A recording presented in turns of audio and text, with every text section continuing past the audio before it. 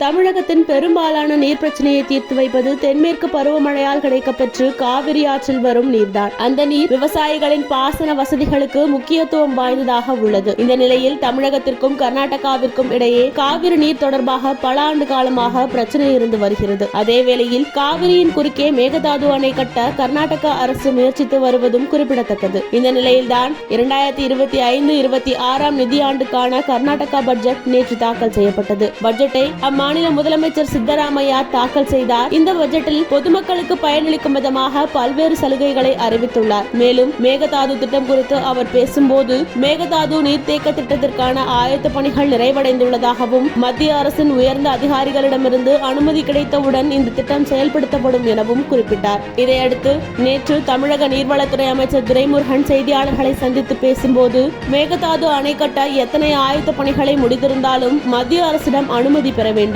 மத்திய அரசின் ஒப்புதல் இல்லாமல் அணை கட்ட முடியாது. ஆகையால் சித்தராமையா சொல்வது சட்டத்திற்கு புறமானது. கர்நாடக அரசு அணை கட்டுவதற்கு எது வேண்டுமானாலும் செய்யலாம். ஆனால் எந்த ரூபத்திலும் மேகதாது அணையை கட்டப்பட மாட்டாது. அந்த அளவிற்கு விட்டுவிட மாட்டோம். சட்டம் நம் பக்கம் உள்ளது, நியாயமும் நம் பக்கம் உள்ளது என்றார். எனினும் காவிரி ஆற்றின் குறுக்கே அணை கட்டினால் தமிழகத்தில் தண்ணீர் பஞ்சம் ஏற்படும் என்பதால் அணை கட்டக்கூடாது என்பதில் தமிழக அரசு உறுதியாக உள்ளது. கர்நாடகா அரசு சார்பில் மேகதாது அணை கட்டுவது தொடர்பாக உத்தேசித்துள்ள திட்டம் உச்சநீதிமன்ற தீர்ப்புக்கு முரணானது என்பதையும் தமிழக அரசு தொடர்ந்து வலியுறுத்தி வருவதாகவும் குறிப்பிட்டார்.